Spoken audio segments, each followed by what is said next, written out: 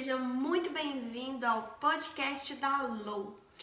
Eu sou Lohane Silva Santos, faço o curso de Matemática Licenciatura na Universidade Norte do Paraná, no polo aqui de Goiânia.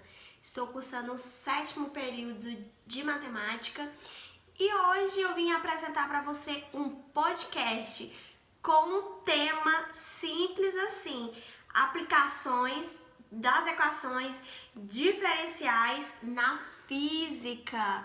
Olhando assim, pode ser um tema não muito atrativo, mas não é só isso não, podemos aprender muito sobre as equações diferenciais. Já te adianto mais, as equações diferenciais, ela está incluída em praticamente quase todas as graduações. Se não é o foco principal da graduação, pelo menos uma parte está incluída nela. E além do mais também que as grandes descobertas da ciência, a equação diferencial está incluída dentro dela. Então vem comigo que eu vou te trazer para dentro do texto e você vai acompanhar de pertinho como são essas equações, ok? Nesse podcast vamos ter uma troca aqui, estou com um texto aqui e irei explicar melhor para você, ouvinte, ok? O primeiro momento, eu quero que você entenda do ponto teórico. O que é aplicações e equações diferenciais? As equações, você tem que entender que ela contém as derivadas diferenciais, ou seja, uma é diferente da outra. Uma ou mais variáveis são dependentes em relação a outra variável independente, ok? São variáveis diferentes, uma variável dependente ou mais variáveis independentes. E isso que é chamada de equação diferencial. A famosa abreviação ED, equação diferencial, ok? Guarda essa sigla. Vamos mais ainda. A equação diferencial, ela tem muita relevância, como eu falei para você. E ela pode sim ser vista como parte essencial de análises de cálculo. Ela tá aí nos grandes ramos de toda longa história da matemática. Equação diferencial, digamos que ela é uma base da matemática, ok? E nos dias atuais, nossos hoje, um dos objetivos principal da maioria dos grandes cursos de graduação é que tem essa ferramenta da matemática incluído, porque é essencial cada um de nós sabermos, entendeu? E um grande nome, eu não poderia deixar aqui de enaltecer um grande nome nesse cálculo, nessa base, nessa parte da matemática, é Leonhard Euler. É um nome assim bem diferente, mas eu pronuncio assim, não sei se estou correta. Ele é uma peça fundamental.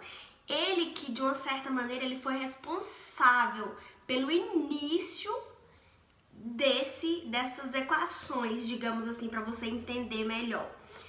Ele foi atrás de entender o cálculo, analisar e fazer as análises necessárias para desenvolver várias ideias, vários fundamentos que hoje são mais concretos para nós. Então guarda esse nome, Leonhard Euler, mais ou menos assim, tá bom? No seu tempo, lá atrás, ele se dedicou muito, ele foi atrás de compreender a estrutura das funções, ele percorreu um caminho até entender as equações diferenciais e desenvolver um método para as suas resoluções. Olha que bacana, olha a inteligência desse cara, ele percorreu um caminho árduo, doloroso, difícil para trazer hoje pra gente as equações que hoje a gente tem, que a gente consegue calcular. Agradeçam Leonhard Euler. Continuamos. Depois do trabalho de Euler, depois de inúmeras pesquisas, por volta do ano de 1728, apareceu Daniel Bernoulli. fazendo com que os métodos de Euler, ele realizou pesquisas. Olha só, ele realizou pesquisas através do método de Euler de oscilações nas equações diferencial, determinando as soluções. E ele foi inspirado por Euler a estudar a física matemática, entrando de cabeça nas equações diferenciais, parciais e também foi explorando por soluções com, tipo assim, ele mergulhou a fundo, ele viu as equações diferencial e parcial e foi explorando, com forma que foi incrementando mais essas equações que hoje nós temos. Deu para compreender? Não posso também de mencionar Lagrange. Olha que nome chique, Lagrange. Lagrange foi um grande matemático. Ele ficou na parte de elaborar toda a análise teórica das vibrações de uma corda. Exemplo, ele pegou uma corda de comprimento Lx nas extremidades, focando em aplicar o método que o Euler lá atrás criou. Então ele pegou essa equação de movimento da energia potencial e observou que após Euler ter as suas descobertas matemáticas, ele aplicou na física. Olha que legal! Demonstrando uma grande relação entre as equações diferencial com essa ciência. Não é bacana isso? Como que uma pessoa lá atrás começa a estudar algo, né? Descobre, faz um método, outra pessoa vem, aperfeiçoa e mais na frente outra encaixa com uma parte da ciência. Interessante, né? Chegamos à conclusão de que, de fato, os estudos das equações de diferenciais, eles serviram para nós refletir a importantíssima união entre a matemática e a física. Elas se uniram para o desenvolvimento de muitas outras áreas, como, por exemplo, álgebra linear, análise funcional, análise numérica, cálculo de variação, dinâmica de fluidos, teoria do controlo, mecânica quântica e entre outras, milhares de outras. Então, a união dessas duas inclui o desenvolvimento dessas outras áreas, ok? Agora eu vou trazer você aqui para dentro da telinha do computador para você ver comigo na prática, colocar essa equação, desenvolver essa equação, ok? Vem comigo. Então vamos lá, pessoal, trouxe vocês aqui para dentro da telinha. Então aqui a gente já sabe que temos essa equação aqui, ok? dt mais kt igual ktm, beleza. Então a gente vai saber quanto tempo leva para o corpo atingir 50 graus. Qual o tempo estimado para isso? Já temos aqui, né, que é aquela equação lá que descobrimos, dt igual a k, abre parênteses, t menos ta. Descobrimos toda aqui essa equação? Agora vamos lá aqui, ó. Observa. Desta maneira, partindo do ponto T, 00, que é o inicial, né? Tem-se uma temperatura constante de 1000 graus. Tá vendo aqui? Temperatura inicial, temperatura constante. Então, vamos lá aqui para o cálculo. Ó, consegue ver aqui onde eu tô mexendo com o mouse?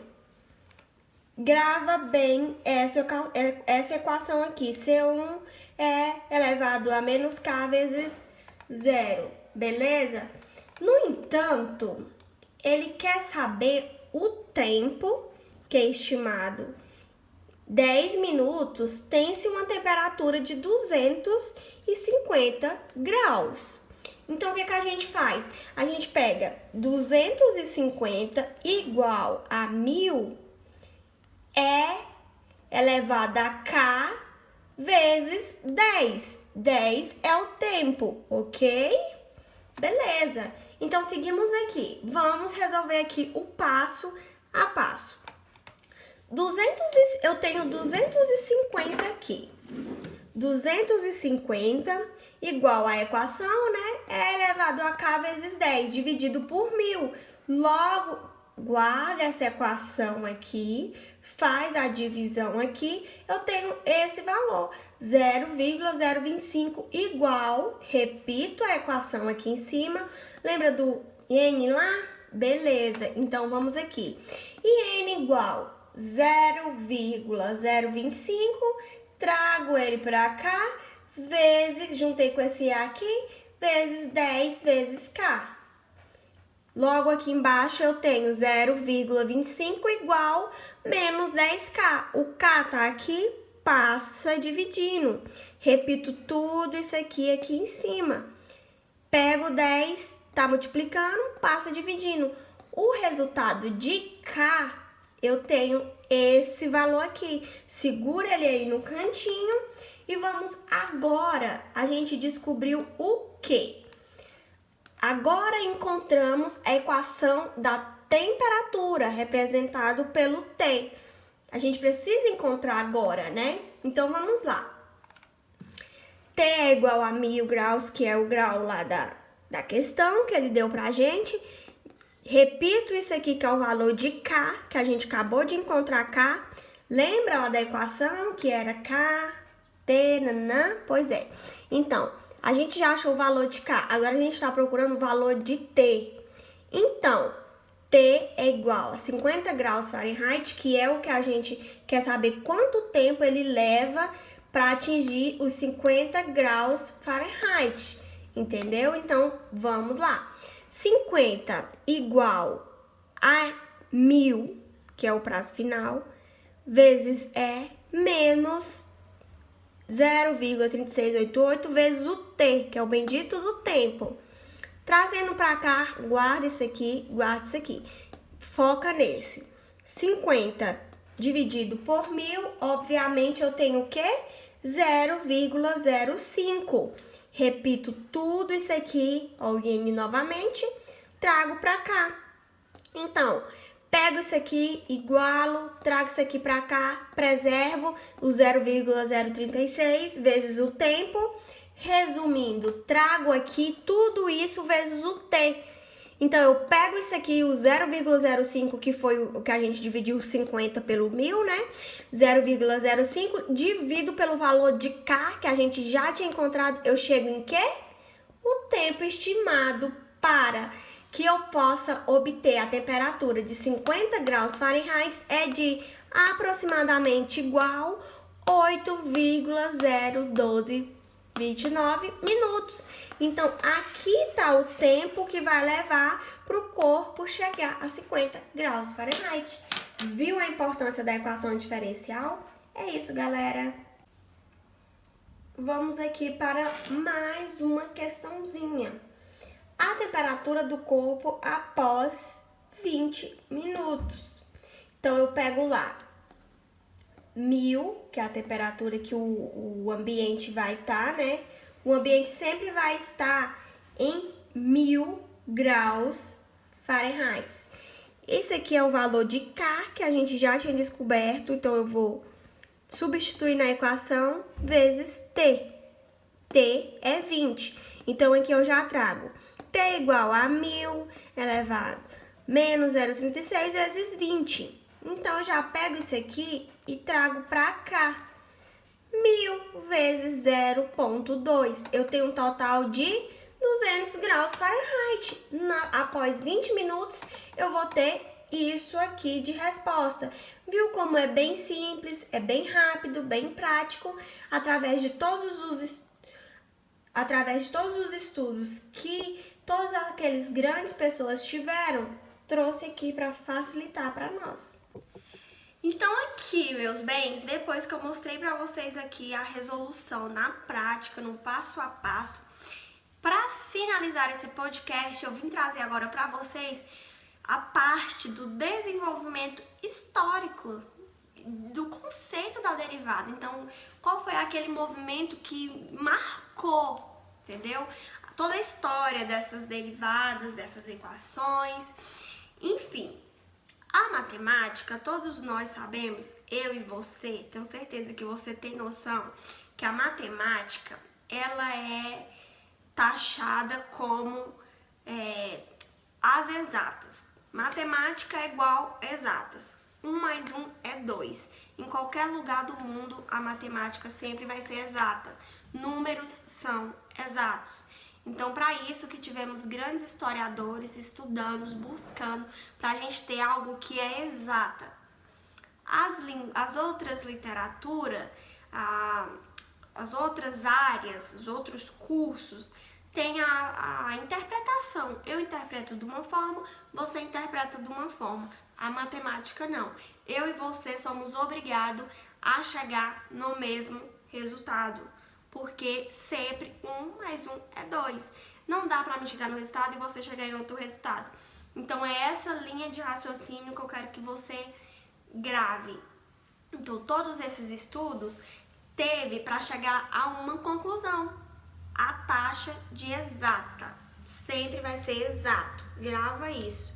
Então, geometricamente, a derivada é a inclinação de uma curva em um ponto da curva, entendeu? Então, a gente consegue achar a inclinação de uma curva em um ponto de uma curva, entendeu? Isso é definida como inclinação da tangente, a curva no mesmo ponto. O processo de encontrar a derivada, ele é chamado simplesmente de diferenciação. Este é o processo chamado de cálculo diferencial. Essa é uma parte importantíssima da matemática. Cálculo diferencial, ele consegue encontrar o ponto na curva, digamos assim. Essa descoberta dessa derivada é frequentemente, sabe, atribuída a 2 homens. Isaac Newton, famosas leis de Newton, e Gottfried Leibniz. Também, esses 2 grandes nomes foram responsáveis por essa descoberta da derivada. Ponto integral, beleza? E os seus fundamentos foram criações independentes. Embora, olha, presta bem atenção nessa parte. Embora ambos tenham tido os fundamentos em sua criação, eles consideravam variáveis mudando com o tempo. Lembra lá do Leonardo Euler, lá no início que eu citei o nome? Eles foram importantes também para chegar nesse ponto. Ele introduziu dx, dy, tangente, essas coisas. Por outro lado, Newton, ele usou as quantidades x e y, que é as famosas que a gente vê em todas as equações de matemática, entendeu? Apesar de Leibniz e Newton não pensarem em termos de funções, ambos sempre pensaram em termos de gráficos. Sabe aqueles gráficos que a gente sempre vê em partes da matemática? Pois é, para Newton o cálculo era geométrico, enquanto Leibniz levava para análise. Olha que interessante, juntando os dois, a gente tem o quê? Análise de gráfico. Gente, é sensacional, é perfeito, porque uma pessoa tem um pensamento, outra pessoa tem um pensamento, uma pessoa tem uma teoria, outra pessoa tem uma teoria. Quando junta, chega no ponto exato, chega no cálculo, entendeu? É importante também dizer aqui para vocês, essa parte é bem importante, que Leibniz estava muito consciente da importância que era a notação. E ele pensava sempre, isso é o processo que ele teve, que o texto conta o processo que ele teve até chegar nisso. Ele pensou muito nos símbolos. E Newton, ele escrevia, tudo que ele pensava, ele escrevia. Então, assim, chegaram à conclusão. A notação de Leibniz era mais adequada para generalizar o cálculo. Como ele fazia os símbolos, era mais adequado para generalizar o cálculo para múltiplas variáveis, digamos assim. e ele destacava o aspecto. Então, pessoal, tendo em vista esses dois grandes nomes, hoje a notação de Leibniz é a mais adequada para generalizar cálculo. Então, como resultado, grande parte da notação que é usada nos cálculos hoje devemos ao senhor Leibniz. Então é isso, eu espero que você tenha gostado desse podcast maravilhoso e eu trouxe um pouquinho do meu aprendizado daqui de dentro da minha telinha para você aí do outro lado. Matemática é muito além, vai muito além. Equações, cálculos, ele não é só um tanto de número ali, ele vai muito além disso. Ele tem toda uma história, tem todo um antepassado lá atrás. E esse foi um pouquinho da história de uma parte da matemática. Um beijo e ficam todos com Deus. Espero que vocês tenham gostado do conteúdo.